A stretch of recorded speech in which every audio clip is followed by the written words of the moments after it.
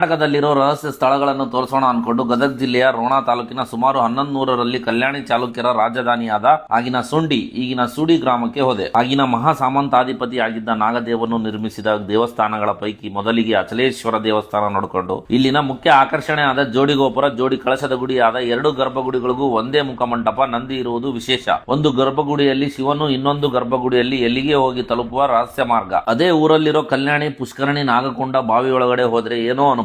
ಅಲ್ಲಿನ ಒಳಗೋಡೆಗಳ ಕೆತ್ತನೆ, ಮೆಟ್ಟಿಲುಗಳು, ಚಿಕ್ಕ ಚಿಕ್ಕ ದೇಗುಲಗಳನ್ನು ನೋಡುವುದೇ ಆಶ್ಚರ್ಯ. ನೀರಿನ ಶೇಖರಣೆಗೆ ಬಳಸುವಂತಹ ಪುಷ್ಕರಣಿ ಒಳಗೋಡೆಗಳ ಕೆತ್ತನೆ ನೋಡುತ್ತಾ ವಿಸ್ಮಿತರನ್ನಾಗಿ ಮಾಡುವುದು ಮಾತ್ರ ಸತ್ಯ. ಪುಷ್ಕರಣಿ ಸನಿಹವಿರುವ, ನೋಡಿದರೆ ಮಂತ್ರಮುಗ್ಧರನ್ನಾಗಿ ಮಾಡುವ ಹಂಪಿಯ 15 ಅಡಿಯ ಕಡಲೆಕಾಳು ಗಣಪನನ್ನು ಹೋಲುವ 11 ಅಡಿಯ ಚತುರ್ಬಾಹು ಗಣೇಶನ ವಿಗ್ರಹ ನೋಡುವುದೇ ಇಲ್ಲಿನ ವಿಶೇಷ. ಶಿವನಿಗೆ ಇಲ್ಲದ ನಂದಿಗೆ ಮಾತ್ರ ಗೋಪುರವಿರುವ ವಿಶೇಷ ಸ್ಥಳ ನೋಡಿಕೊಂಡು ಕಳ್ಳರು, ವೈರಿಗಳು ನುಸುಳಿಕೆಯ ವೀಕ್ಷಣೆಗೆ ಇರುವ ವೀಕ್ಷಣಾ ಗೋಪುರ, ಕಾವಲು ಗೋಪುರ ನೋಡಿಕೊಂಡು ಬಂಗಾರದ ನಾಣ್ಯಗಳನ್ನು ಮುದ್ರಿಸುವಂತಹ ಸ್ಥಳ, ಪಾಳು ಬಿದ್ದಿರುವ ಟಂಕಶಾಲೆ ನೋಡಿಕೊಂಡು ಮನೆ ಕಡೆ ಬಂದೆ. ಫಾಲೋ ಮಾಡ್ಕೊಳ್ಳಿ, ಇನ್ನು ಹೆಚ್ಚಿನ ಐತಿಹಾಸಿಕ ಸ್ಥಳಗಳ ಪರಿಚಯ ನಾ ಮಾಡಿಸುವೆ.